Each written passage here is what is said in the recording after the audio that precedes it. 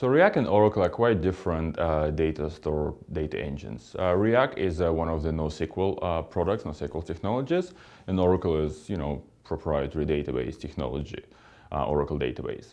So they actually obviously have very different use cases. So Oracle database is a very feature-rich platform which provides a very complete data manipulation language and data query language, SQL, provide procedural language inside, and provides variety of features for ensuring data integrity, and etc. and etc.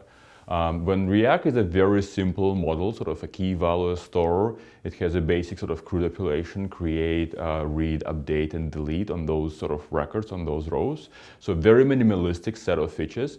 But as a result, because it's a very minimalistic set of features, and because they design a system so you can compromise on sort of ACID features, as a result, you can scale Riak and run Riak significantly less expensive if your usage profile fits its use cases.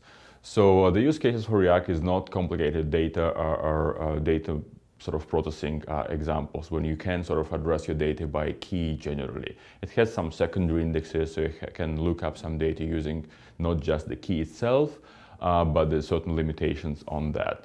Riak is also designed to be easily deployed in a geographically distributed fashion, and you have few knobs to control sort of the balance between consistency, availability, and partition tolerance in Riak, and their impact on the performance.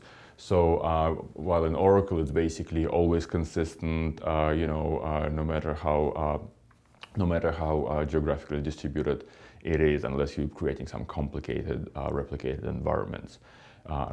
So where does Riak fit in very often?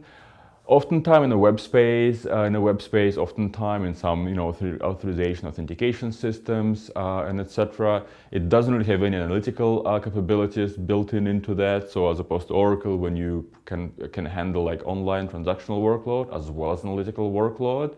But Riak itself is significantly cheaper to run. It runs well in a public clouds especially. I mean, you can run Oracle in public clouds, but it doesn't really provide you that elasticity and scaling, up and down easily on demand.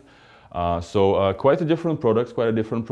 Oracle has a lot of sort of third-party applications available to deploy just on top of it as a certified platform. And Riak is very much do-it-yourself sort of approach, when you basically create your app. So oftentimes powering like SaaS applications, for example, when you don't have like a packaged app to deploy on.